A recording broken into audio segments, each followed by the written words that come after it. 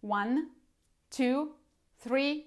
No, we are not going to see the rocket leave the launch pad. 3 seconds is how much time you have to capture your reader's attention. Didn't make it on time? Sorry, but nobody's going to read your stuff. I'm with you, bro. I know you spent a lifetime working on this blog post. I know you put your heart and soul into it. I know it's not fair to spend only 3 seconds reading to decide you're not interested. Yet this is what life is and we need to live with it. Better still, we need to work with it. Watch on to find out how to capture your reader's attention in the intro paragraph so they don't start looking for an exit.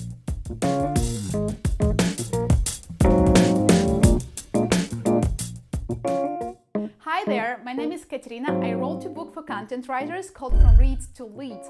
It talks about how to write content that brings leads and includes a chapter about writing compelling intros. You should check it out on my website. Make sure you subscribe to this channel. I share a video on content marketing every single week. I think you'll love watching them every time you land on YouTube. Now back to intros. I'm only talking about it because it's one of the biggest challenges in content writing. Many blog posts don't get read because they have bad intros.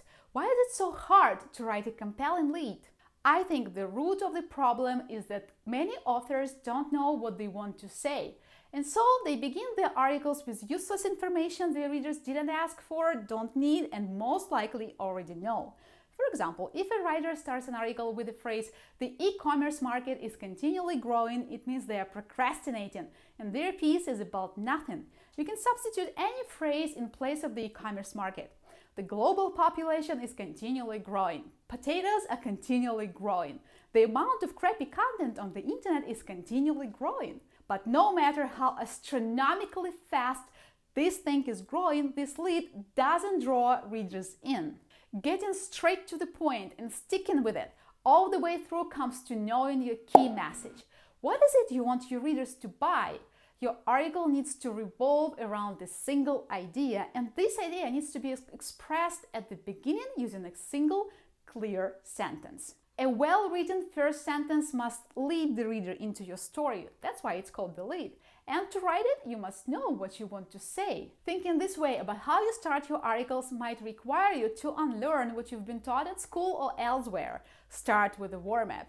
Nobody has time for warm-ups. You need to get to the point fast and make sure your readers understand what your content is about. If your message is more than one sentence or a long, convoluted sentence, your readers won't get it.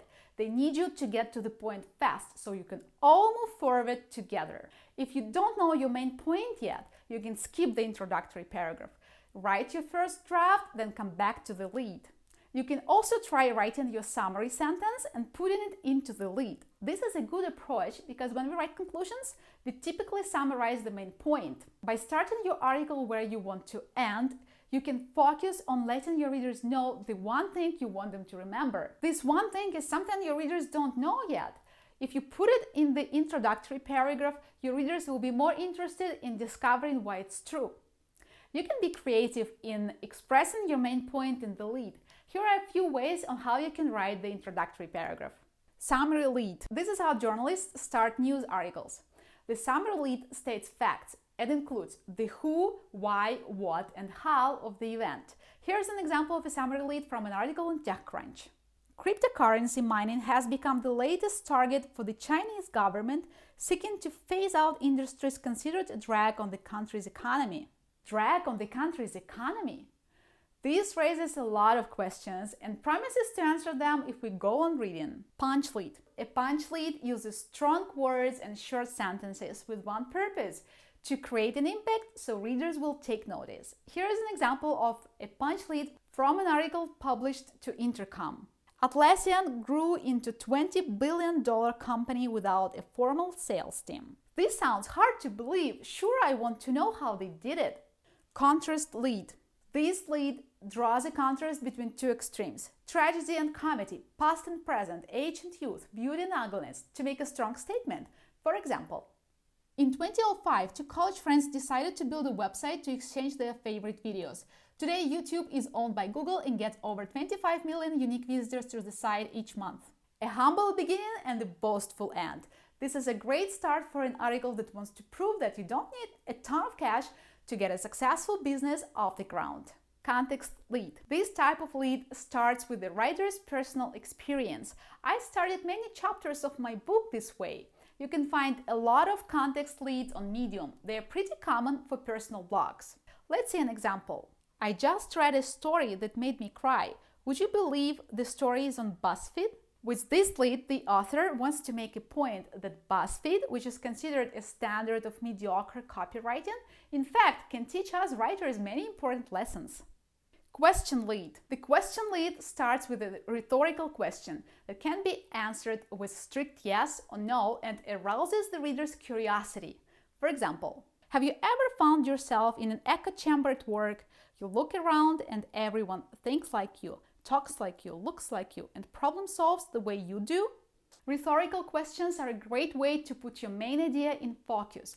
The article that I just quoted is about diversity and inclusion, and its main idea is that creativity, innovation, and problem solving don't happen in homogeneous environments.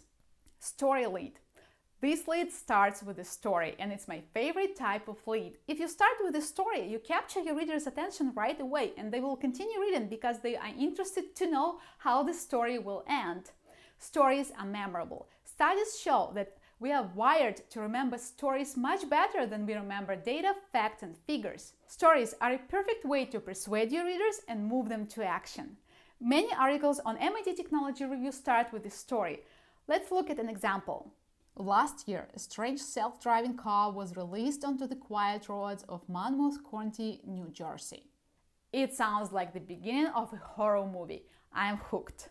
Indeed, stories get readers hooked, but only if you tell them well. The good news is, writing good stories, just like writing engaging leads, is something you can learn. By paying attention to how others start their articles and applying their tactics in your own work, you can develop a skill that can help you make your leads irresistible. If you got this far, share this video with your team so they also know how to write great introductions for their articles. Remember, there is a button on the right to subscribe to this channel. Before you go, make sure you check out my video about how to write a great blog post. Here it is. I'll see you next time with a new video. Thank you for watching. Я Катерина. Пока-пока.